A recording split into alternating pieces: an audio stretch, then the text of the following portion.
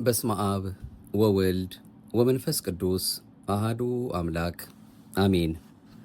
ክርስቶስ ተንሥአ እሙታን በአብይ ኃይል ወሥልጣን አሰሮ ለሰይጣን አጋዞ ለአዳም ሰላም እምይእዜሰ ኮነ ፍስሐ ወሰላም። በትንሣኤ ማግስት በበዓለ ሃምሳ ነውና ያለነው በቅድስት ቤተክርስቲያናችን በተነገረን በተማርነው ከሁሉ በላይ ደግሞ እሱ ራሱ አምላካችን ሞትን ድል አድርጎ በተነሳበት ወራት ይህንን ሰላምታ እስከ በዓለ ሃምሳ እስከ ጰራቅሊጦስ ድረስ ቤተክርስቲያናችን በቅዳሴዋም በጉባኤያቶቿም በአጠቃላይ መንፈሳዊ ሕይወታችን በሚታነጽባቸው እሱ አምላካችን በመረጠልን ሁኔታ ስንገናኝ የምንለዋወጠው ሰላምታ እንዲሆን የተሰጠን ነውና እርሱ የትንሣኤያችን በኩር ቸሩ መድኃኔዓለም በዚሁ ባሳየን በትንሣኤው ብርሃን እንድንመላለስ እሱ መንገድ ብርሃን እንዲሆነን ፍቅር እንዲሆነን የደግነቱን ስራ ለሁላችንም እንዲያበዛልን እየተማጸነው ነው። ለዛሬም በነጻች በጎላች በተረዳች በአንዲቷ ኦርቶዶክሳዊት ተዋሕዶ ቤተ ክርስቲያናችን ስንኖር ስንመላለስ ልንሰማው ልንመከረው የሚያስፈልገውን በተለየ መልኩም ስለ እናታችን ስለ እመብርሃን ስለ ንጽሕተ ንጹሐን ስለ ቅድስት እናቱ የልደት በዓል መታሰቢያ የሆነን ዘንድ ልንሰማው የሚያስፈልገንን በማኅደረ ተዋሕዶ መንፈሳዊ የዩቱብ አገልግሎታችን ይዘን የተመለስ ነው። አሁንም የእሷን እንደ አይነ ጥቅሻ የሚደርሰውን ልመና ጸሎቷን ሰምቶ ለዚህ ሰዓትና ደቂቃ እንድንደርስ ፈቃዱ ይሆንልን ቸሩ መድኃኔዓለም ክብርና ምስጋና ለገናና ስሙ ይሆንልን። ርርተ ሕሊና ርርተ ልቦናም አማላጅቱም ልመናዋ ጸሎቷ እንደ አይነ ጥቅሻ የሚደርስልን ቃል ኪዳኗ ዘወትር ከኛ ያልተለየው ምልጃዋ አብሮናለና የማምላክም ስሟ የተመሰገነ ይሁን።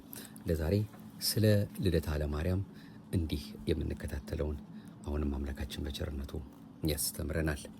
የኢትዮጵያ ኦርቶዶክስ ተዋሕዶ ቤተ ክርስቲያን የእመቤታችን የቅድስት ድንግል ማርያምን ልደት በደማቅ ሁኔታ ታከብራለች።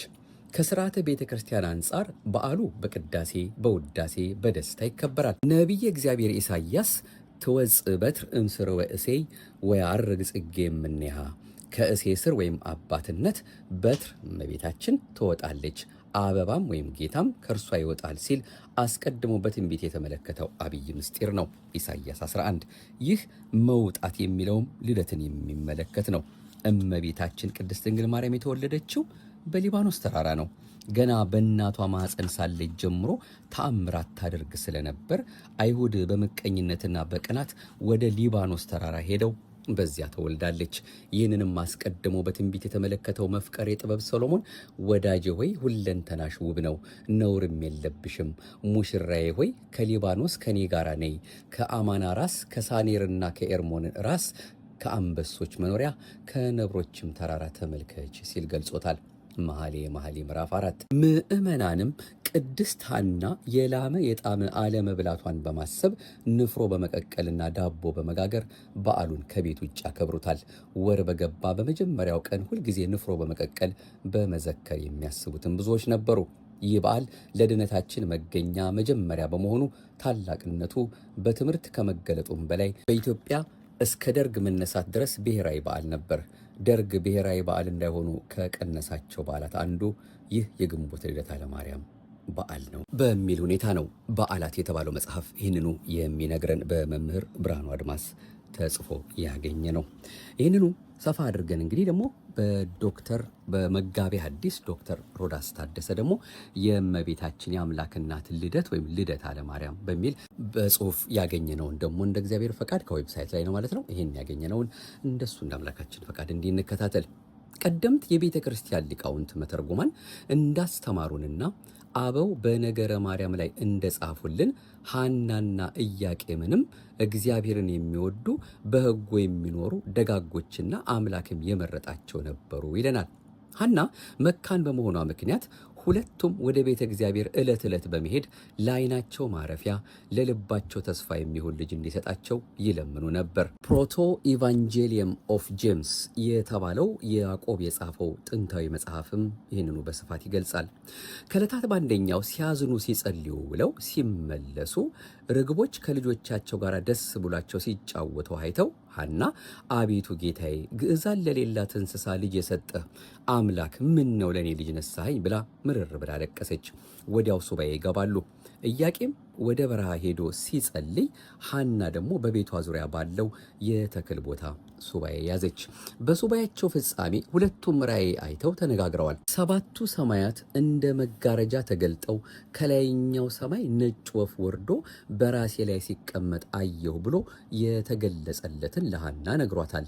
ይኸውም የራእዩ ምስጢር ወፍ የተባለው አካላዊ ቃል ክርስቶስ ሲሆን ነጭነቱ ንጹሐ ባህሪው ነው። ከላይ ወርዶ በራሴ ላይ ሲቀመጥ አየሁ ማለቱ የኢያቄምን ባህሪ እንደሚያደርግ ሲያጠይቅ ሲሆን ሰባቱ ሰማያት የተባሉ ምልአቱ፣ ስፋቱ፣ ርቀቱ፣ ልዕልናው እበዩ ናቸው። ሐናም ተገልጾላት ለባሏ ነጭ ርግብ መታ በራሴ ላይ ተቀምጣ ከራሴ ላይ ወርዳ በጆሮዬ ገብታ በማኅፀኔ ስተኛ አየሁ ብለዋለች። ይህ የራእይ ምስጢር ርግብ የተባለች እመቤታችን ንጽሕት ቅድስት ድንግል ማርያም ስትሆን ነጭነቷ ንጽሕናዋ፣ ቅድስናዋ፣ ዘላለማዊ ድንግልናዋ ነው።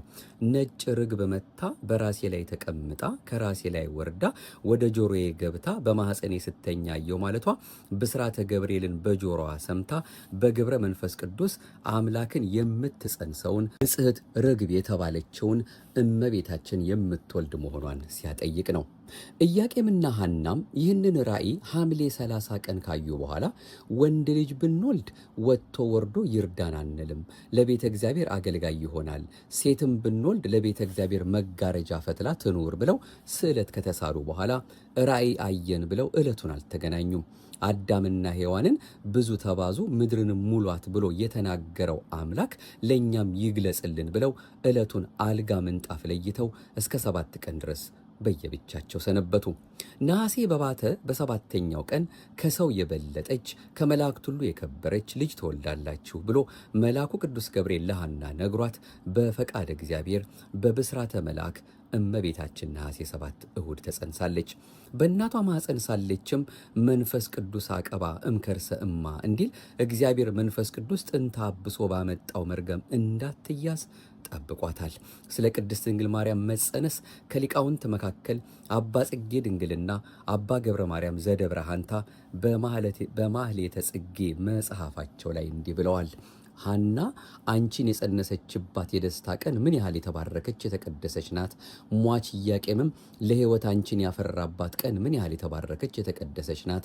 አንዲቱ ርግብ ማርያም አንቺ የዓለም ሁሉ መድኃኒት ሆነሻልና ታምርሽን አመሰግናለሁ በማለት ዓለምን ሁሉ በደሙ ፈሳሽነት ያዳነ ንጉሳችን ፈጣሪያችን ክርስቶስን በድንቅ ተአምር ማኅተመ ድንግልናዋ ሳይለወጥ የወለደችልን ምክንያተ ድኂን ርግበ ሰሎሞን የተባለች የድንግልን የመጽነሷን ነገር በአድናቆት ገልጸዋል። እንዲሁም ደግሞ ከ6 ወርም በኋላ የሐና ጽንሷ እየታወቀ ሲመጣ ጎረቤቶቿ መጽነሷን ይረዱ ዘንድ በአድናቆት ማኅፀኗን ይዳስሱ ነበር። በተለይም ዓይኗ የታወረ የሐና ዘመዷ የአርሳባል ልጅ የምትሆን አንዲት ሴት የሐናን ማኅፀን ዳሳ ዓይኗን ብትነካው በርቶላት በታላቅ ደስታ ሆና ብጽዕት ሐናን እንዲህ ብላታለች። ሐና ሆይ ብፅዓን ይገባሻል፣ ዓለም ከተፈጠረ ጀምሮ እንዳንቺ በማኅፀኑ የዕውራንን ዓይን የሚያበራ የለምና በማለት አመስግናታለች። ከዚህ በኋላ ዝናዋ በሀገር ሁሉ ተሰምቶ ሕሙማን ሁሉ ማኅፀኗን እየዳሰሱ ይፈወሱ ነበር። አባ ጽጌ ድንግልና አባ ገብረ ማርያም ዘደብረ ሐንታ በማኅሌተ ጽጌ መጽሐፋቸው ላይ ይህንን ሲገልጹ ሳርን የሆንኩ እኔ የኪሩቤል አንደበትን ገንዘብ አድርጌ ተአምርሽን በመንገር በማስተማር ባልፈጽምም፣ ነገር ግን ማርያም የተሸከመችሽን ማኅፀን አመሰግናለሁ። መድኃኒት አንቺን ጸንሳ ሳለች እርሷን የዳሰሷትን ድውያንን ሁሉ ትፈውስ ነበር በማለት እመ መድኃኔ ዓለም ገና ሳትወለድ የተሠራውን ድንቅ ተአምር አመስግነዋል። ይህ የቅድስት ድንግል ማርያም የጽንሰት በዓል ነሐሴ 7 ማለት ነው በመላው ዓለም የሚታወቅ ሲሆን ጥንታዊት ሐዋርያዊት የሆነችው የኢትዮጵያ ኦርቶዶክስ ተዋሕዶ ቤተክርስቲያናችንም የአምላክ እናት የተጸነሰችበትን ይህንን በዓል ነሐሴን 7ን በታላቅ ድምቀት በማኅሌት በቅዳሴ የምታስበው ሲሆን በዓሉም ጽንሰተ ለማርያም በመባል ይታወቃል። በዓለም ላይ ያሉ ክርስቲያኖች ደግሞ በዓሉን the conception of the Theotokos የአምላክ እናት መጸነስ በማለት ሲያከብሩት፣ ወሩን ግን የልደት በዓልን ለማክበር በሚዘጋጁበት በታኅሳስ አድርገው በ9ኛው ቀን ዲሴምበር 9 ላይ ያስቡታል። በእጅጉ የሚደንቀው ደግሞ ሳሚናስ ወልደ ጦሊቅ ዘይነብር ውስተ ቤተ ዶይቅ ይላል። ሳሚናስ የሚባል የጦሊቅ ልጅ ከኤዶቅ ካጎቱ ቤት ሄዶ ሞተ። ሐናም በሀገራቸው ልማድ የአልጋውን ሸንኮር ይዛ እየዞረች ስታለቅስ ጥላዋ ቢያርፍበት መግነዝ ፍቱልኝ ሳይል ፈቶ ተነስቶ ሰማይና ምድርን ለፈጠረው አምላክ አያቱ የተባልሽ ሐና ሆይ ሰላም ላንቺ ይሁን ብሎ ተናግሯል። ከዚያ የነበሩ አይሁድም በመደናገጥ ሳሚናስ ምን አየህ? ምን ትላለህ? አሉት። እርሱም ከዚች ከሐና ማኅፀን የምትወለደው ሕፃን ሰማይ ምድርን የፈጠረ አምላክን ትወልዳለች እያሉ መላእክት ሁሉ ሲያመሰግኗት ሰማኋቸው። እኔንም ያነሳችኝ እርሷ ናት አላቸው።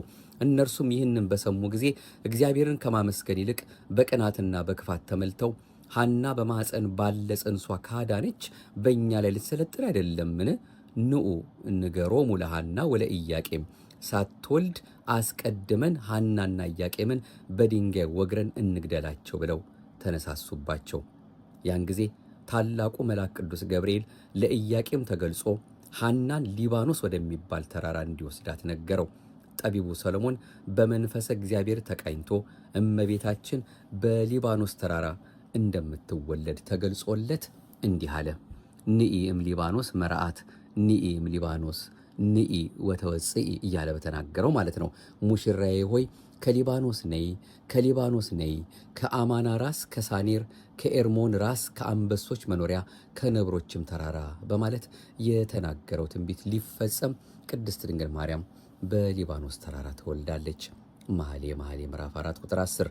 ኢትዮጵያውያን ሊቃውንት አባ ጽጌ ድንግልና አባ ገብረ ማርያም ዘደብረሃንታ በማኅሌተ ጽጌ የነገረ ማርያም መጽሐፋቸው ላይም ትንቢት ከተነገረለት ከአንበሳ ጉድጓድ ድንግል ሙሽራ በተገኘሽ ጊዜ የንጉሶች ንጉሥ የሰሎሞን ልቡ እንደተደሰተ ደስ ባላቸው በመላእክት አንድነት ፊት ታምርሽን እየተናገርኩ የሐና አበባ ማርያም እዘምርልሻለሁ። ወተትን ጠብቶ እንደሚዘል እምቦሳም ዝልል ዝለል ይለኛል በማለት ሰሎሞን ስለ ቅድስት ድንግል ማርያም ልደት የተናገረው ትንቢት ፍጻሜውን አግኝቶ ታላቅ ደስታ ለሁላችን እንደሰጠን አብራርተው ገልጸዋል። ይህ የእመቤታችን ልደት ለሰማያውያን መላእክትና ለደቂቀ አዳም ደስታ ሲሆን አካላዊ ቃል ክርስቶስ ከእርሷ ተወልዶ ዲያብሎስ 5500 ዘመን በሲኦል ያኖራቸውን ነፍሳት ወደ ገነት የሚያስገባቸው ነውና ሰይጣን በተቃራኒው ልደቷ እንዳላስደሰተውም ሲገልጹ በለሶች ኢያቄምና ሐና ቡቃያ አንቺን ባስገኙሽ ጊዜ ምድር ደስ አላት፣ ሰማይም ደስ አለው። ጓደኛ ወይም ምሳሌ የሌለሽ የድነት ምልክት ማርያም መልአከ ሞት እስከፈራና ሰይጣንም እስከደነገጠ ድረስ የመወለድሽ ዜና እስከ ሲኦል ድረስ በሲኦል ተሰማ በማለት አስተምረዋል። ጠቢቡ ሰለሞን አስቀድሞ በመንፈሰ እግዚአብሔር ተቃኝቶ በመኃልየ ምዕራፍ 6 ቁጥር 10 ላይ ይህንኑ ይህችን እንደ ማለዳ ብርሃን የምትጎበኝ እንደ ጨረቃ የተዋበች እንደ ፀሐይም የጠራች ዓላማ ይዞ እንደተሰለፈ ሰራዊት የምታስፈራ ማናት በማለት እንደ ፀሐይ የሞቀ እንደ ጨረቃ የደመቀ ንጽሕናዋና ቅድስናዋ የመልኳ ደም ግባት በነቢያት ትንቢት አስቀድሞ የተጎበኘላት የእውነት ፀሐይ የክርስቶስ እናት የቅድስት ድንግል ማርያምን ክብርና ደም ግባቷን እንደተናገረ በሊባኖስ ተራራ በግንቦት 1 ቀን በተወለደች ጊዜ ፊቷ በእጅጉ ያበራ ነበር፣ መዓዛዋም ከሽቱ ሁሉ ይበልጥ ነበር። የፈጣሪያችን እናት ቅድስት ድንግል የተወለደችበትን ግንቦት 1ን ቅድስት ቤተ ክርስቲያናችን ልደታ ለማርያም በማለት ከጥንት ጀምሮ በታላቅ መንፈሳዊ ሐሴት በቅዳሴ በማኅሌት የምታከብርላት ሲሆን ከላይ እንደገለጽ ነው በተለያዩ ክፍላተ ዓለማት ያሉ ክርስቲያኖችም ይህንን በዓል ደ ናቲቪቲ ኦፍ ደ ብሌስድ ቨርጂን ሜሪ የተባረከው የድንግል ማርያም ልደት ወይም መወለድ በማለት ያስባሉ። በጥንት ምስራቃውያን እንደ ቤዛንታይን ባሉ ዘንድ አዲሱ ዓመት ልክ እንደኛ መስከረም ወር ላይ ይውል ስለነበር መስከረም 8 ያከብሩት የነበረ እንደነበር ታሪክ ሲያስረዳ ይህንን ይዘው በዚህ ዕለትም የሚያከብሩት ብዙዎች ዓለማት ሀገራት አሉ። እንዲህ በማለት ነው እንግዲህ መጋቢ አዲስ ሮዳስ ታደሰ ይህንኑ በዓል እግዚአብሔር አምላካችን ባወቀ በግሩም መልኩ ያስቀመጡልን። መልእክታቸውንም ሲያጠቃልሉ እኔ ታናሽ አገልጋይሽም እመቤቴ ወላዲት አምላክ ሆይ የፀሐይ መገኛ ሰማይ፣ የመና እናት መሶብ፣ የፍህም እናት ማዕጠንት፣ የብርሃን እናት መቅረዝ፣ የጠል እናት ጸምር ተገኝተሻልና በልደትሽ ደስ ብሎናል።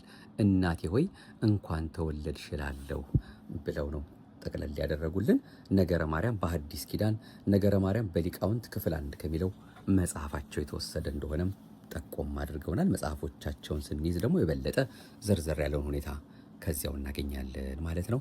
በእውነት መጋቢ ሐዲስ ዶክተር ሮዳስ ታደሰን የሕይወት ቃልን ያሰማልን።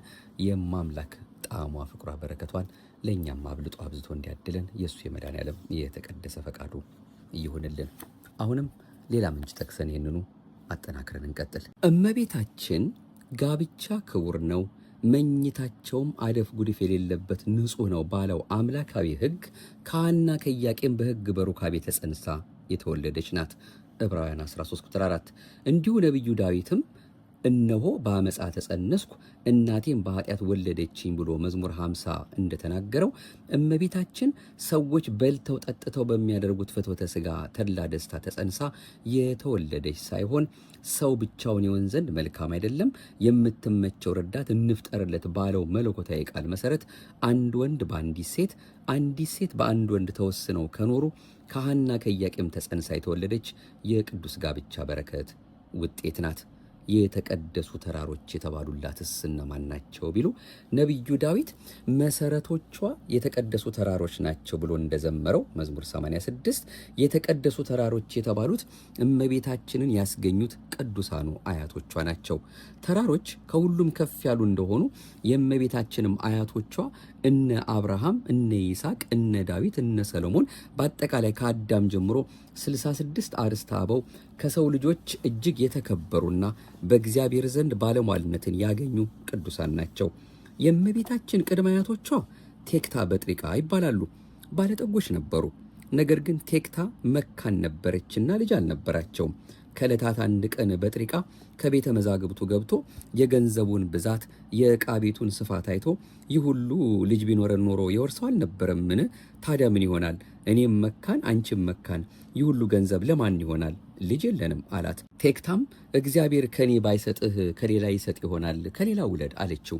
ይህንስ እንዳላደርገው እግዚአብሔር ያውቃል አላት። ወደ እግዚአብሔር እናመልክት አለችው። ወደ እግዚአብሔር ቢያመለክቱ እሷ ደግ ራእይ ታያለች። ነጭ እምቦሳ ከበረታቸው ስትወጣ እምቦሳ እምቦሳይቱን፣ እምቦሳ እምቦሳይቱን፣ ስድስተኛይቱ ጨረቃን፣ ጨረቃ ፀሐይን ስትወላየች። ይህን ለበጥሪቃ ነገረችው። በሀገራቸው መፈከረ ሕልም አለ፣ ሄዳ አስፈታው አለችው። ሄዶ ቢነግረው ደጋግ ልጅ ልትወልድ ይሆናል፣ ጨረቃይቱ ከፍጡራን በላይ የምትሆን ልጅ ትወልዳላችሁ። የፀሐይ ነገርስ አልተገለጠልኝም፣ እንደ ነቢይ እንደ ንጉሥ ያለ ይሆናል፣ እኔ እንጃ ጊዜ ይግለጠው ብሎታል። ሲመለስ እንደምን ሆነ መጣ አለችው። ደጋግ ልጅ ልትወልድ ይሆናል አለኝ አላት። የፀሐይና የጨረቃስ ነገር ምን አለህ አለችው። ጨረቃ ከፍጡራን በላይ የምትወልድ ልጅ ትወልድ ይሆናል አለኝ። የፀሐይን ነገር ግን አልተገለጠልኝም፣ ጊዜ ይግለጠው ብሎኛል አላት። ወናሁ ተአቁረ እጓል በውስተ ከርሲየ እንዲል ወዲያው ጸነሰች፣ ሄሜንን ወለዱ። ሄሜን ማለት ረከብኩ ስዕለቴ ልመናዬን አገኘው ማለት ነው። ሄሜን ዴርዲንን፣ ዴርዲ ቶናህን፣ ቶና ሲካርን፣ ሲካር ሄርሜላን፣ ሄርሜላም ሐናን ትወልዳለች። ሐናም ከነገደ ይሁዳ የተወለደ ኢያቄም የሚባል ደግ ሰው አግብታ ስትኖር እንደ አያቶቿ እሷም መካን ሆነች። ከዕለታት አንድ ቀን ልብስ አልደረሰልኝም እንጂ ከቤተ እግዚአብሔር ሄጄ እጅ ነስቼ ጸሎት አድርሼ በመጣው ነበር አለች። አመንዝራ ጎረቤት ነበረቻትና ሐና ከኔ 2 ልብስ አለ፣ አንዱን ለብሰሽ ደርሰሽ አትመጭም አለቻት። ያንቺ ልብስ በአስበ ዝሙት የመጣ ነውና ያንን ለብሼስ በእግዚአብሔር ፊት አልቆምም ብዬ ነው አለቻት። አሁን ሐና እንዲህ ማለቷ ራሷን ለማመጻደቅ ባልንጀራዋን ለመናቅ ፈልጋ አይደለም፣ 3 ምክንያት ስላላት ነው። የመጀመሪያው ምክንያቷ እግዚአብሔር ንጹሕ ባህሪ ነው፣ ንጹሕ ነገር ይወዳል በማለት እንደ አቤል ንጹሕ መስዋዕት ለማቅረብ ነው፣ ንጹሕ መስዋዕት ለማቅረብ ነው። ሁለተኛው ባልንጀራዋ ይህን ተገንዝባ እንድትጸጸት አስተምራ ለማለፍ ነው። ሶስተኛውና ዋናው ምክንያት በኦሪት ሕግ መሰረት የዘማና የሴሰኝነት ዋጋንና የውሻን ለውጥ ወደ ቤተ እግዚአብሔር አያግቡ እንዲል በዝሙት ገንዘብ የተገዛውን ማንኛውንም ነገር በእግዚአብሔር ፊት ማቅረብና የኃጢአተኛውን ልብስ መልበስ ክልክል ስለሆነ ነው። ዘዳግም ምዕራፍ 23 ቁጥር 18፣ ዲድስቅልያ አንቀጽ 33 223። ሐዋርያው ይሁዳ በመልእክቱም ሲተባበር የቀደመ ኃጢአታቸውን ጠልተው የረከሰች የዝሙታቸውን ልብስ አውልቀው የጣሉ አሉ። በማለት ያጠናክረዋል። ይሁዳ 1:23 ያቻ መንዝራ ጎረቤት በገዛ ስራዋ መጸጸት ሲገባት እንዲህ አለች፣ ሐና በምን ምክንያት ነው ለሐና ልጅ የነሳት እያልኩ አዝንልሽ ነበር።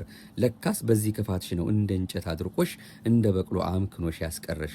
ይህቺ ቢወልዷት እንጂ የማትወልድ የበቅሎ ዘመድ ብላ ተዘባበተችባት። እናታችን ቅድስት ሐናም በዚህ አዝና የራሷን ልብስ ለብሳ ከቤተ እግዚአብሔር እጅ ነስታ ስትመለስ ርግቦች ከዛፍ ስር ከልጆቻቸው ጋር ሲጫወቱ አይታ አቤቱ ፈጣሪ ሁሉን ሁለት ሁለት አድርገህ ፈጥረኸዋል። ለመሆኑ ባሪያህ እኔን ምን ብለህ ፈጥረሃታል? ደንጊያ ብለህ ፈጥረሃታል? ለእንስሳቱ ለአዋፉ ያልነሳኸውን ዘር ለእኔ ለምን ነሳኸኝ? ብላ ምርር ብላ አለቀሰች። ኢያቄምም ሮቤል የሚባል ጎረቤት ነበረው። ኢያቄም ምንስ ያንተን መስዋዕት እግዚአብሔር ባይቀበለውም ወጉ አይቀርምና መባ ይዘን አንሄድም ብሎ ተዘባብቶበታል። ይህ ብቻ አይደለም። ከዕለታት አንድ ቀን ሐናና ኢያቄም መስዋዕት ይዘው ወደ ቤተ እግዚአብሔር ሄዱ። ሊቀ ካህናቱ ስምዖን ምናሴም ይለዋል፣ እናንተማ ብዙ ወተባዙ ብሎ ለአዳም የተነገረውን ወይም ደግሞ የነገረውን ያስቀረባችሁ እርጉማን አይደላችሁምን? ቢጠላችሁ ነው እንጂ ቢወዳችሁማ ልጅ ይሰጣችሁ አልነበረምን? የኃጢአተኛውን መስዋዕት እግዚአብሔር አይቀበለውም። ምን አደከማችሁ? አልቀበላችሁም ብሎ መለሰባቸው። በዚህም እያዘኑ ወደ ቤታቸው ተመልሰዋል። አንድም ከአእሩገ እስራኤል የወለዱ ሰዎች የሚመገቡት ያልወለዱ ሰዎች የማይመገቡት ተረፈ መስዋዕት ነበር። ያንን ከልክለዋቸው እያዘኑ ሲመለሱ ይህን ሁሉ ተግዳሮትና ስድብ የምንሰማው ወደ እግዚአብሔር ባናመለክት አይደለምን ብለው ሱባኤ ያዙ፣ ስለት ተሳሉ። አቤቱ አምላካችን ሆይ ስድባችንን ብታርቅልን፣ ልጅም ብትሰጠን፣ ወንድ ልጅ ከሆነ ወጥቶ ወርዶ አርሶ ቆፍሮ ያብላን ይርዳን አንልም። ለቤተ እግዚአብሔር መብራት አብሪ መስዋዕት አቅራቢ እንዲሆን ለአንተ እንሰጣለን። ሴት ብንወልድ እንጨት ሰብራ ውሃ ቀድታ እንጀራ ጋግራ ምግብ አብስላ ትርዳን ትጡረን አንልም። ለቤተ መቅደስ መሶበ ወርቅ ሰፍታ መጋረጃ ፈትላ እንድትኖር ለአንተ እንሰጣለን ብለው ብጽዓት ገቡ። አሁንም ይህንኑ ከላይ አጠር ባለመልኩ እንዳየነው ሐምሌ 30 እሷ ለሱ ጸምር ሲያስታጥቁት መቋሚያው አፍርታ ፍጥረት ሁሉ ከበው ሲመገቧት ራእይ አይታለች። እርሱም ለእርሷ ጻዕዳ ርግብ 7ቱን ሰማያት ሰንጥቃ መታ በራሷ ላይ ስታርፍ በቀኝ ጆሮዋ ገብታ በማኅፀኗ ስታድር አይቷል። ያዩትን ራእይ ተጨዋውተውታል። በሀገራቸው መፈክረ ሕልም አለና ሄደው ሕልሙን ነገሩት። ደግ ልጅ ትወልዳላችሁ አላቸው። መልአኩ መጥቶ ደግ ልጅ ትወልዳላችሁ ብሏቸው በብስራተ መልአክ በፈቃደ አምላክ እመቤታችን ነሐሴ 7 ቀን ተጸነሰች። በተጸነሰችም ጊዜ ብዙ ታምራት ተደርጓል። የምትወዳት ምስጢሯን የምትነግራት በርሴባ የምትባል አንድ አይና የሆነች አክስት ነበረቻት። ሐና እግዚአብሔር በረዴት ጎበኘሽ መሰለኝ፣ ጡትሽ ጠቆረ፣ ከንፈርሽ ደረቀ፣ መልክሽ አማረ፣ ምናልባት ያ ያጫወትሽ ነገር ተደርጎ ይሆን ብላ ሆዷን ብትዳስሰው አይኗን ብታሸው አይኗ ቦግ ብሎ በርቶላታል። አሁንም አከል አድርገን ወደ እናንተ ያደረስነው መልእክታችን ሆህተ ስብከት ዘቅዱስ ያሬድ ቅጽ 2 መጽሐፍ በሊቀ ጉባኤ ጌታውን ደምፀ ተጽፎ ከነበረው ነው። እሳቸው በስፋት እንደውም ሌሎች ጉዳዮችንም አክለው እውሮችን የምታበራ የሊባኖስ ሙሽራ፣ የእመቤታችን የልደት በዓል አከባበር፣ ክብረ ድንግል በቅዱስ ያሬድ ልሳን የሚልና ሌሎችንም ጉዳዮች እንደሱ እንደ አምላካችን ፈቃድ ይህንኑ የእመቤታችን ልደት በተመለከተ ሰፋ አድርገው አብራርተው ገልጸውልናል።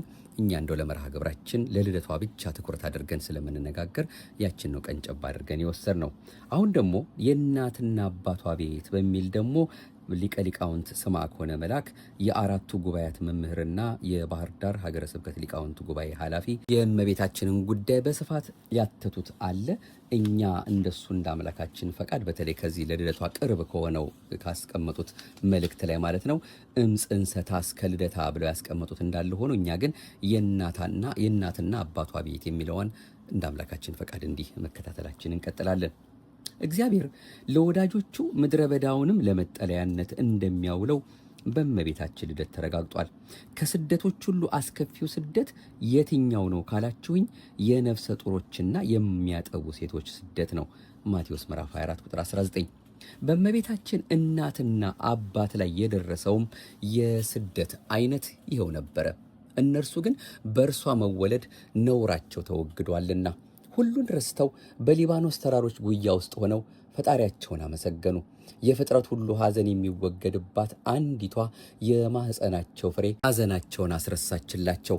የትውልዱ እንባ የሚታበስባት እርሷ እንባቸውን ከዓይናቸው አበሰችላቸው። ለእስራኤል በሥጋ የመዳን ምክንያት የሆነው ታላቁ ሙሴ የተወለደበትን ዘመን ስንመለከተው ከእመቤታችን ጋር በጥቂቱም ቢሆን ይገናኛል። ያኛው የልደት ዘመን እጅግ የመከራ ዘመን ነበር።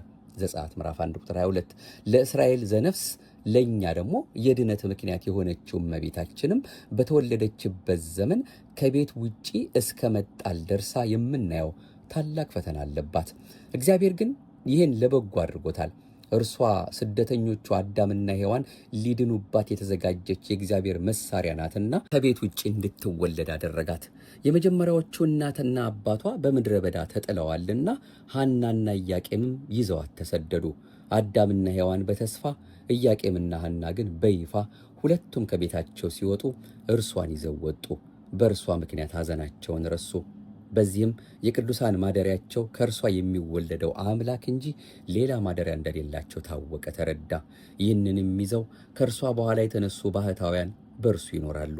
ለሚጠይቋቸው ሁሉ ኢትሕዝን ኦ እሆየ በእንተ ዘአልብከ ቤት ወምጽላል፣ ወንድሜ የምጠጋበት ቤት ስለሌለኝ ብለህ አትዘን ሲሉ ይመልሳሉ። ፍጥረትን አንድ አድርጎ የሚይዝ ነገር ግን በሰው እጅ ያልተሰራ ቤት ነው እግዚአብሔር። በበረሃ ያሉ ወዳጆቹ በእርሱ ተጠልለው ይኖራሉ። ለእመቤታችንም የተደረገላት ይኸው ነው። ሰው ቤት ከሚለው የተለየ ሰውን እንደ ቤት ገመናውን ሸፍኖ ከቶ የሚያኖር ሌላ ቤት ያለ መሆኑን በመወለጃዋ ጊዜ አስረድታለች። ይሄ ተደርጎ 6 ቀን ሲሆናት በእናቷ ጀርባ ሆና ወደ እናትና አባቷ ቤት ተመለሰች። በማኅፀን ሳለች ተሰደደች። በእናቷ ጀርባ ሆና በ6ኛው ቀን ደግሞ ወደ ቤት ተመለሰች። አባታችን አዳም በገነት ሲኖር በማኅፀን እንደተወሰነ ሕፃን ነበር። በዚያውም ሳለ ስደት ደረሰበት። እግዚአብሔር የቀጠረውን ቀን ደርሶ ወይም የቀጠረው ቀን ደርሶ በ6ኛው ምዕተ ዓመት ዳግም እንደገና አንተ አቡነ ወአንተ ምነ በሚባለው ጌታ አንተ አባታችን ነህ አንተ እናታችን ነህ በሚባለው ማለት ነው። በሱ ጌታ በጌታችን ትከሻ ላይ ሆኖ ወደ ቀደመ ቦታውና ክብሩ ተመለሰ።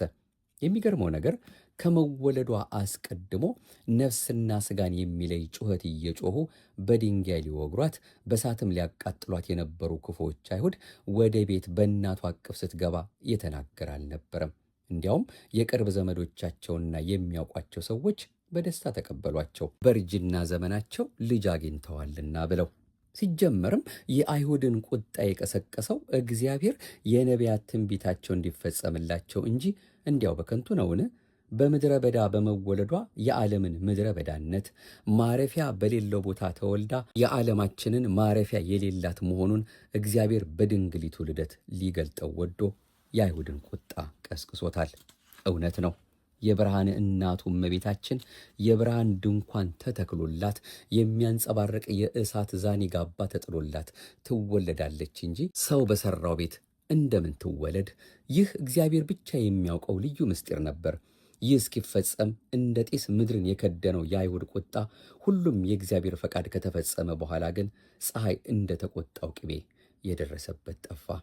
እናትና አባቷ እርሷን በመውለዳቸው ከእርጅናቸው ታድሰው ወደ ወጣትነት ዕድሜያቸው ተመልሰው ዳግም እርሷን ከበው ተመለሱ። አባ ሕርያቆስ በቅዳሴው እንደተናገረው ከፍጥረታት በፊት የተፈጠረው አባታችንን ጨምሮ ሁሉም የሰው ዘር የሚታደስባት የአሮጌው ዓለም መታደሻ ናትና ጌታ ከእርሷ የነሳውን ሥጋና ደም ተቀብለን በልባችን መታደስ እየተለወጥን አዲስ ፍጥረት የምንሆነው ወደ እመቤታችን ገነትነት የምንገባው በእርሷ በኩል በሚፈጸመው ምስጢረ ተዋሕዶ ነውና አስቀድማ በተወለደችበት ዕለት የእናትና አባቷን እርጅና አስወገደች። በድካም በምሬትና በሐዘን በብዙ የአይሁድ ማስፈራራትና ግፊት ከቤታቸው ወጡ። አሁን ግን ሲመለሱ በብርታት በመታደስ በሞገስ በብዙ ተድላ ደስታ ነው። ቀደምቶቹ እናትና አባቷ አዳምና ሔዋንም ከቤታቸው ገነት ሲወጡ በድካም በመሪር ሐዘን እንደ ሳማ በሚለበልብ ቁጡ እምባ ከግሩማን መላእክት ቅያሞት የተነሳ በተመዘዘውም የቁጣ ሰይፍ ጽኑ ፍርሃትና መንቀጥቀጥ ደርሶባቸው ነበር። በእርሷ ላይ ከተደረገውም የማይመረመር የማስታረቅ ምስጢር ምክንያት በለቅሶ የዘሩትን በደስታ አጭደውታል። በፍርሃትና በምሬት የተሰናበቱት ገነት ቤታቸውን በደስታ ተመልሰውበታል። እየገፉ እየተቆጡ ያስወጧቸው መላእክት እያጨበጨቡ ተቀበሏቸው። ይህ ሁሉ ትዕይንት ግን አስቀድሞ በልደቷ ተደረገ። እንግዲህ ከዚች ቀን ጀምራ መንፈስ ቅዱስ ለተለየችለት ሥራ ወደ ቤተ መቅደስ እስከ ወሰዳት ቀን ድረስ በእናትና በአባቷ ቤት ተቀመጠች። በየቀኑ ብዙ የሰማይ ሰራዊት መጥተው ይጎበኟት እንደነበርም የልደቷ ዜናን የሚናገሩ መጻሕፍት ምስክሮቻችን ናቸው። አንዳንድ ቀን መላእክት በክንፎቻቸው ጋርደው ወደ ላይ ነጥቀው ያጫውቷት ስለነበር ከፊቷ ስለምትሰወርባት እናቷ ሐና ትጨነቅ ነበር። የእርሷን እንዳልሆነች የእግዚአብሔር ገንዘብ እንደሆነች ጠንቅቃ ብታውቅም ለዘመናት የነበረባት የልጅ ፍቅር እስኪወገድላት ለፍቅሯ ትሳሳ ነበርና ከዓይኗ ስትሰወር ትጨነቃለች። በዚህ ወራት ነው እንግዲህ የመወለዷን ዜና የሰሙ ሁሉ እየመጡ ከደም ግባቷ የተነሳ የተደነቁባት። በስተርጅና ለወለደችው ሐናም ዘመዶቿ ሁሉ ከቅርብና ከሩቅ እየመጡ የመውለጃሽ ወራት ካለፈ በኋላ ባንቺ የተደረገ ይህ ነገር ምንድን ነው እያሉ ይጠይቋት ነበር። በዘመናቸው የነበሩት ሁሉ ዘር ካጡ ተስፋ ከቆረጡ በኋላ እግዚአብሔር ለሰው ዘርን መስጠት የሚችል አምላክ መሆኑን አወቁ። ለብዙዎች የመዳን ተስፋን ፈነጠቀላቸው። በእጇ ታምራት ይደረግ ነበርና እግዚአብሔር ፈጽሞ እንዳልተለያቸው ተረድተው ስለ እርሷ አመሰገኑ። ከሐና ማኅፀን ከሚፈልቀው መድኃኒት የተነሳ ሕሙማኑ ተፈወሱ። ይህ ሁሉ ሲሆን ግን በነቢያት ትንቢት የተነገረላት እርሷ መሆኗን ከመንፈስ ቅዱስ በቀር ያወቀ አልነበረም። ይህ ምስጢር ለሰው የሚገለጥበት ዘመን ገና ነበርና አስቀድሞ ተገልጦ ቢሆንስ ኖሮ ዲያብሎስ እጅግ አድርጎ በተዋጋቸው ከሀገር ወደ ሀገር ባሳደዳቸውም ነበርና ስለ ዲያብሎስ ሲባል ምስጢሩ ከሰው ልጆች የተሰወረ ሆነ። እስከ 3 ዓመት ድረስ እንዲህ ተደረገ ይሉናል የተከበሩ ሊቀ ሊቃውንት ስምዐኮነ መላክ የአራቱ ጉባኤያት መምህርና የባህር ዳር ሀገረ ስብከት ሊቃውንት ጉባኤ ኃላፊ ሕይወተ ማርያም ድንግል በሚለው መጽሐፋቸው። አሁንም መለስ ብለን ወደ ሆህተ ስብከት እንምጣና ሆህተ ስብከት ቅዱስ ያሬድ የተባለው መጽሐፍ የዛሬው መልእክታችንን ጠቅለል ባለ መልኩ እንዲህ ይገልጽልናል። በኦርቶዶክሳዊት ተዋሕዶ ቤተ ክርስቲያን ውስጥ የምንገኝ ምእመናን ከጌታችን ልደት ቀጥሎ በታላቅ ድምቀት የምናከብረው የእመቤታችን የቅድስት ድንግል ማርያምን የልደት በዓል ነው። ስለ ቅዱስ ዮሐንስ በመወለዱ ብዙዎች ደስ ይላቸዋል ከተባለ ሉቃስ ምዕራፍ 1 ቁጥር 14 እኔስ ጫማውን ልሸከም የማልችል ነኝ ብሎ የመሰከረለትን ጌታ የምታስገኝ የድንግል ማርያም ልደትማ ምንኛ የሚያስደስት ይሆን! የነቢያቱ ትንቢት የተፈጸመበት፣ በነቢያት የታየው ራእይ በገሃድ የተከናወነበት፣ የብሉይ ኪዳን ማብቂያ የአዲስ ኪዳን መጀመሪያ ናትና ልደቷ ለሰው ልጆች ሁሉ ለሕያዋን ሁሉ ታላቅ የደስታ ቀን ነው። ባሕረ ጠበባት ቅዱስ ያሬድ የእመቤታችን ልደት የደስታችን ምንጭ መሆኑን ሲናገር ዮም ፍስሐ ኮነ በእንተ ልደታ ለማርያም እያለ ነቢያትንና ጻድቃንን ትቤዥ ዘንድ ከኢያቄምና ከሐና ስለተወለደችው ስለ ማርያም ልደት ዛሬ ደስታ ሆነ፣ የብርሃን እናት በእውነት ተወለደች በማለት ተቀኝቷል። ኢየሱስን እንሰብካለን የሚሉ ወገኖች የእመቤታችን ልደት በማክበራችን የወንጌልን ዓላማ እንዳፋለስን በመቁጠር ይተቹናል። እውነታው ግን ይህ የወንጌልን ዓላማ ማፋለስ ሳይሆን መተርጎም እንደሆነ መጽሐፍ ቅዱስ ይነግረናል። እንኳን ምድራውያን ቀርቶ ሰማያውያን መላእክትም በንጽህናዋ በቅድስናዋ ተደንቀው እህታችን ነይ ወደኛ እንኳን ተወለድሽልን እያሉ ልደቷን ያከብራሉ። በዘመናችን ያሉ የሰዎች ልደት በታላቅ በድምቀት በደስታ የሚከበር ከሆነ ለሰው ልጅ መዳን ምክንያት የሆነች የአምላክ እናት የተወለደችበት ቀን ምንኛ ሊከበር ይገባ ይሆን? ቤተ ክርስቲያን 3 የልደት በዓላትን በልዩ ሁኔታ ታከብራለች። የመጀመሪያው የፈጣሪዋን የክርስቶስን ልደት ሲሆን ሁለተኛው የእመቤታችን የንጽሕት ቅድስት ድንግል ማርያም ልደት ነው። ሶስተኛው በመወለዱ ብዙዎች ደስ ይላቸዋል የተባለለት ስሙ ራሱ ደስታ የሆነ ቅዱስ ዮሐንስ መጥምቅ የተወለደበት የልደት በዓልን ታከብራለች። ሉቃስ ምዕራፍ 1 ቁጥር 15። በኦርቶዶክሳዊት ተዋሕዶ ቤተክርስቲያን ትውፊት መሰረት ሐናና ኢያቄም ከአይሁድ ድብደባ ለማምለጥ ተሰደው በአድባረ ሊባኖስ ስር እመቤታችን ወለዱ። በሊባኖስ ተራራ ስር በወቅቱ ከቤት የወጡት ለሽሽት ነበርና ስንቅ ስላልያዙ ምግባቸው ንፍሮና ጥራጥሬ ነበር። ዛሬ በኢትዮጵያ ይህን ትውፊት በመያዝ በዓሉ ከቤት ውጭ ንፍሮ እየተበላ ይከበራል። ነገር ግን በበጎ ነገሮች ሰበብ ክፉ ዓላማውን ማስፈጸም የሚፈልገው ዲያብሎስ በማር መካከል መርዝን ከሚጨምርባቸው መንፈሳዊ በዓላት አንዱ የግንቦት ልደታ የእመቤታችን የልደት በዓል ነው። በዚህ ዕለት አንዳንዶች ባለማወቅ ሌሎች ደግሞ በድፍረት ለአድባር አውጋር ነው ቆሌውን ለመለመን ነው እያሉ ለማያውቁት ባዕድ አምልኮ ንፍሮ የሚበትኑ፣ ቡናና አረቄ የሚረጩ፣ ቅቤ የሚቀቡ፣ የከብት ደም የሚያፈሱ አሉ። እነዚህ በእርግጥም ጣዖት አምላኪዎች ናቸው። ኦርቶዶክሳውያን ክርስቲያኖች ግን እነዚህን የሃይማኖት ለዋጮች ስራቸውን እንጸየፋለን። ስለሆነም ከእንደዚህ አይነቱ ባዕድ አምልኮ በመለየት ይህንን ታላቅ በዓል በመንፈሳዊ ምስጢር በተገባና በተረዳ ነገር ልናከብረው ይገባል። ቅድስት ቤተ ክርስቲያን በሰራችልን ስርዓት መሰረት በቀናች በጸናች በተዋህዶ እምነት ሆነን አምላካችንን ብቻ እያመለክን የድነታችን ምክንያት የሆነች እመቤታችንን እያመሰገን ልናከብረው ይገባል። ከከተማ ውጭ የመወለዷ ዋናው ምስጢር የመናንያን ምሳሌ ለመሆን ነው። እመቤታችን ከዚህ ዓለም ጣዕም ተሳትፎ የሌላት፣ ስጋዊ ግብር ያልነካት፣ ዓለማዊ ምኞት ያልደረሰባት ፍጽምት መናኝ ሆና የምትኖር ብቸኛ ፍጥረት እንደሆነች በልደቷ ሊያስተምረን ከሰው ገለል ባለ ተራራ ተወለደች። ሁለተኛው ምስጢር ለልጇ ምሳሌ ለመሆን ነው። የርግብ እናቱ ርግብ እንዲሉ ልጇም የተወለደው ከቤት ውጪ በከብቶች በረት ለመወለዱ ማሳያ እንዲሆን እናቱም አስቀድሞ ከከተማ ውጪ ተወለደች። እንግዲህ እንደ እግዚአብሔር ፈቃድ ለዛሬ ይህንን የእመቤታችን የንጽሕት ቅድስት ድንግል ማርያምን የልደቷን በዓል እጅግ በጣም በብዙ መልኩ ሊመሰጠር የሚገባውን አጠር ባለ ሁኔታ በዚህ በማኅደረ ተዋሕዶ መንፈሳዊ ዩቱብ አገልግሎታችን ለዛሬ ለማየት ወደናል። መቼስ በዓላትን ስናከብር ለምን እናከብራለን? መጽሐፍ ቅዱሳዊ ነው ወይ? አባቶቻችን ስለዚህ ጉዳይ ምን ተናገሩ? መንፈስ ቅዱስ እየመራቸው በተለያየ መልኩ የተነገሩ መጽሐፍቶችስ ይህንን በምን መልኩ ያብራሩልናል የሚለውን ለማየት ነው። እንግዲህ ከብዙ በጥቂቱ ከሙሉ በከፊሉ ይህንን የእመቤታችን የንጽሕት ቅድስት ድንግል ማርያምን የግንቦት ልደታን የመወለዷን ዜና በዚህ መልኩ መስማት እንደሚገባን አስበን እኛም በየዓመቱ ይህን የምናደርሳችሁ ጣዕሟን፣ ፍቅሯን፣ ረዴቷን፣ በረከቷን፣ አማላጅነቷን እንደ አይነ ጥቅሻ የሚደርሰው ጸሎቷን የማያሳፈረው ዘላለማዊ ቃል ኪዳኗን አምነን በምንጠራት በሁላችንም ላይ ያሳድርብን። ሀገራችን ኢትዮጵያን በእናትነት ፍቅሯ በገባላት ቃል ኪዳን እርሱ አምላካችን ስለ እናቱ ብሎ አማኔ ብሎ ስለማለላት መሐላ ብሎ ፍቅሩን ሰላሙን እንዲያበዛላት ደጉን እንዲያቀርብልን ሁልጊዜም ሕዝባችንን ከመከራ ከችግር ከሰቆቃ ከዓይነ ሞት እንዲሰውርልን የእሱ የመድኃኔዓለም የንጽሕት ቅድስት ድንግል ማርያም የትንሣኤው ጌታ የአንድያ ልጇ የአማኑኤል ፈቃዱ ይሁንልን። የቅዱሳን ጸሎት ሁሉ ከሁላችን ጋር ይሁን። አሁንም ልደትሽ ልደታችን ነው ብለን የአምላክ እናቱ የንጽሕተ ንጹሐን የቅድስተ ቅዱሳን አንዳችም ኖር የሌለባት የርርተ ሕሊና የርርተ ልቦና የምልዕተ ጸጋ የምልዕተ ክብርን ልደቷን አብልጠን አብዝተን በልባችን እሷ እንድትወለድልን ደጅ እየጠናን እንድናከብረው ያስፈልገናል። የዛሬው መርሃ ግብራችን ጠቅልል ከማድረጋችን በፊት እንደው ጊዜው ስለሌለን ሌሎች መርሃ ግብሮች ተደራርበውብን ነው እንጂ በሚያዝያ 30 የሚከበር ደግሞ ትርጓሜው ንህብ ወይም ንብ ማለት የሆነው የቅዱስ ማርቆስም የዕረፍቱ መታሰቢያ ነውና ይህንንም በዓል አምላካችን የተባረከ አድርጎ የቅዱሱን በረከትና ረድኤት እንዲያሳትፈን ፈቃዱ ይሆንልን።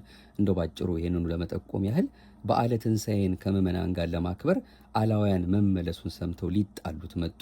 ምዕመናን አባታችን ሽሽ አሉት ቅዱስ ማርቆስን። እርሱም ደግሞ መልካም እረኛ ስለ በጎቹ ራሱን አሳልፎ ይሰጥ የለምን? ስለዚህ አልሸሽም አላቸው። ዮሐንስ ምዕራፍ 10 መምለካያነ ጣዖት እንደ ላም ባንገቱ ገመድ አስገብተው በረሃ ለበረሃ ሲጎትቱት ዋሉ። ስጋው በሾህ በጋሬጣ ተበሳሳ።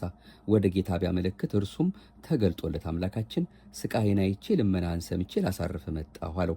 በስም የተማጸኑትን እምርልሃለሁ ብሎ ቃል ኪዳን ገብቶለት ቅድስት ነፍሱን በቃል አቅርነት በሰባተ መላእክት አሰርገዋታል። አረማውያኑም ስጋውን እናቃጥል ብለው እንጨት ሲረበርቡ ታላቅ ነጎድጓድ ተሰማ። ምድር ተናወጠች፣ ፀሐይም ጨለመች። ምን መጣብን ብለው ሸሽተዋል።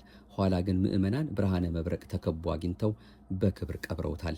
ባሕረ ጥበባት ቅዱስ ያሬድ የታላቁን ሐዋርያ የቅዱስ ማርቆስን ምልጃ ሲያጠይቅ እንዲህ አለ። የእግዚአብሔር ሰው የሆንክ አባታችን የተከበርክ ማርቆስ ወይ ዜና ወይም ዝና በምድሩ ላይ ተሰማ። በኃይል ላይ ከእኛ ጋር በአንድነት የሆንክ ስለኛ ለምንልን ሲል ዘምሯል። እንግዲህ ለግብፅ ሀገር የክርስቶስን ትንሣኤ ያስተማረ የናሱን ደጅ የሰበረ ተብሎ የሚነገርለት ነው። ቅዱስ ማርቆስ ወንጌሉን የጻፈ የአምላካችን ባለሟል አሁንም በረከቱ ይደርብን። ሚያዝያ 30 ሁሌ በየዓመቱ የዕረፍቱን በዓል እናከብራለን። አምላክ ወላዲተ አምላክ የሰማነውን በልባችን ታሳድርልን። የምስራች ተወለደች እሰይ እሰይ፣ የምስራች ተወለደች እሰይ እሰይ፣ የአምላክ እናት የአምላክ እናት የመድኃኔዓለም የመድኃኔዓለም ተወለደች ድንግል ማርያም የአምላክ እናት የአምላክ እናት የመድኃኔዓለም የመድኃኔዓለም ተወለደች ድንግል ማርያም የምስራች ተወለደች እሰይ እሰይ የምስራች ተወለደች እሰይ እሰይ የአምላክ እናት የአምላክ እናት የመድኃኔዓለም የመድኃኔዓለም ተወለደች ድንግል ማርያም የአምላክ እናት የአምላክ እናት የመድኃኔዓለም የመድኃኔዓለም ተወለደች ድንግል ማርያም ዮም ፍስሐ ኮነ ፍስሐ ኮነ በእንተ ልደታ ለማርያም ዮም ፍስሐ ኮነ ፍስሐ ኮነ በእንተ ልደታ ለማርያም። ይህንንም እናንተው ራሳችሁ እንግዲህ ከፍታችሁ እየሰማን እማምላክን የምንማጸንበት ይሆናል ማለት ነው። ማርቆስ ሐዋርያ ወንጌላዊው ሰማዕት ማርቆስ ሐዋርያ ወንጌላዊው ሰማዕት ሰበከ በግብፅ በመላው ዓለም ሰበከ በእስክንድርያ በመላው ግብፅ ሰበከ በግብፅ በመላው ግብፅ ሰበከ በእስክንድርያ በመላው ግብፅ። ማህደረ ተዋሕዶን ነበረ ስናደምጥ የቆየነው እንደ ኦርቶዶክሳዊት ተዋሕዶ ቤተክርስቲያናችን እምነት ስርዓትና ትውፊት። ያው እንደሰማችሁት በተለያዩ ምንጮች እያመጣን ጊዜውን ጠብቀን በጊዜው ጊዜ መነገር ያለባቸውን ትምህርቶችን ነው እንግዲህ አምላካችን በቸርነቱ እሱ እየረዳን እየተከታተል ነው። የዛሬው ምንጮቻችን መጋቤ ሐዲስ ዶክተር ሮዳስ ታደሰ፣ ሊቀ ጉባኤ ጌታሁን ደምፀ፣ ሊቀ ሊቃውንት ስምዐኮነ መላክ እንዲሁም ዲያቆን ብርሃኑ አድማስ ወይም መምህር ብርሃኑ አድማስ። ለሁሉም በእውነት መድኃኔዓለም ሰማይና ምድር ሲያልፍ የማያልፈውን የሕይወትን ቃል ያሰማልን፣ በዕድሜ በጸጋ ይጠብቅልን። ከዚህም አብዝተው ቅድስት ቤተክርስቲያናችን የምትጠቀምባቸውን መጽሐፍትንም ሆነ በተለያየ መልኩ የሚያደርሱን መልእክቶቻቸውን እርሱ ኃይል ብርታት ሆኗቸው እሱ ምስጢሩን እያፈሰሰላቸው ለደጋጎቹ አባቶቻችን የተገለጸ ለእነሱም እየተገለጸ ሌሎች በርካታ መልእክቶችን፣ ትምህርቶችን፣ ጽሑፎችን እንዲያቀብሉን መድኃኔዓለም ኃይል ብርታት እንዲሰጥልን ዕድሜውን ጸጋው እንዲያበዛልን ፈቃዱ ይሁንልን። መጽሐፍቶቻቸውን በእውነት ብትይዟቸው ብንይዛቸው እጅግ በጣም እንጠቀማለንና በዚህ መልኩም እንደው አጋጣሚ ለመጠቆም ያህል ነው። ያው መጋቤ ሐዲስ ዶክተር ሮዳስ ታደሰ ወደ 30 መጽሐፍ ጽፈዋል። ሆህተ ስብከት በሚለው ቅጽ 1 እና ቅጽ 2 የምናውቃቸው ሊቀ ጉባኤ ጌታሁን ደምፀም እንደዚሁ በርካታ መጽሐፍትን ጽፈዋል። ሕይወተ ማርያም ድንግል በሚለውም ሊቀ ሊቃውንት ስምዐኮነ መላክም እንደዚሁ በብዙ መልኩ በትምህርቶቻቸውም የምናውቃቸው መጽሐፍትም የጻፉ ናቸው። እንዲሁም ደግሞ መምህር ብርሃኑ አድማስ በተለይ በትምህርታቸው በስብከታቸው የምናውቃቸው ናቸው። እግዚአብሔር አምላካችን በሁሉም እንድንጠቀም እግዚአብሔር አምላካችን የወደደውን ኃይል ብርታት እንዲሆነን ማስተዋሉን ጥበቡ እንዲሰጠን ፍቅሩ እንዲያበዛልንና በዚሁም በነገረን ቃሉ እንዲያጽናናን የእሱ የመድኃኔዓለም የተቀደሰ ፈቃዱ ይሁንልን። አሜን። ይቆየን። አቤቱ አንተን መፍራትን በልቦናችን በጎ አምልኮትህንም በህሊናችን ጨምር። ማህደረ ተዋሕዶ መንፈሳዊ የዩቱብ አገልግሎታችንን እንግዲህ የምታደምጡትን ምናልባት አንዳንዴም እንደዚህ እንደ ዛሬው ረዘም ቢልብንም ለሚያደምጡ ሁሉ እንድታዳርሱልን እንዲሁም ደግሞ ብትችሉም ሰብስክራይብ አድርጋችሁ ላይክ፣ ሼር እያደረጋችሁ መርሃ ግብራችን እንድትከታተሉ ከወዲሁ ለመጠቆም እንወዳለን። ምናልባት እንግዲህ አንዳንድ ጊዜ መቼስ መንፈሳዊ አገልግሎቶች፣ መንፈሳዊ ትምህርቶች የተለያዩ እኛም በግላችን መንፈሳዊ ሕይወት ውስጥ የምናሳልፋቸው ጊዜዎች ስላሉ ትንሽ ዘጌት ብንልባችሁም እጅግ በጣም በርካታ መልእክቶች ከዚህ ቀደም ስለተላለፉ እነሱን ወደኋላ ዞር እያላችሁ እየተከታተላችሁ እንድታደምጡን ከወዲሁ ለመጠቆም እንወዳለን። በተለይ ፕሌሊስት የሚለውን ብትገቡ አንድ ላይ ሆነው ተከታታይ ትምህርቶች፣ መልእክቶች ያሉባቸውን ታገኛላችሁ። ብትፈልጉ በዚያም እንዲሁ እንደ አምላካችን ፈቃድ የወደዳችሁትን እየከፈታችሁ መስማት የምትችሉ መሆኑን ከወዲሁ ለመጠቆም እንወዳለን። ክብረ ምስጋና ይሁን ለአብ፣ ክብረ ምስጋና ይሁን ለወልድ፣ ክብረ ምስጋና ይሁን ለመንፈስ ቅዱስ ዛሬም ዘወትርም ለዘላለሙ አሜን። ዲያቆን ጥበበ ማሞ ነበርኩ። እንደ እግዚአብሔር ፈቃድ ይህን መልእክት ወደ እናንተ ያደረስኩት ለእኔም ለእናንተም ለክስ ለወቀሳ ለመፈራረጃ እንዳያረግብን እሷ ወላዲት አምላክም መብርሃን በእያንዳንዳችን ልቦና የወደደውን እሱ አምላካችን ይተክልልን፣ ይጽፍልን፣ ያትምልን ዘንድ የሚላችሁን አድርጉ እንዳለችን የሚለንን አድርገን ዋጋ ለምናገኝበት ነገር እንዲያተጋን ልመና ጸሎቷ ቃል ኪዳኗ እንዳይለየን ፈቃዷ ይሆንልን። ይቆየን። ሰላም እግዚአብሔር ከሁላችን ጋር ይሁን።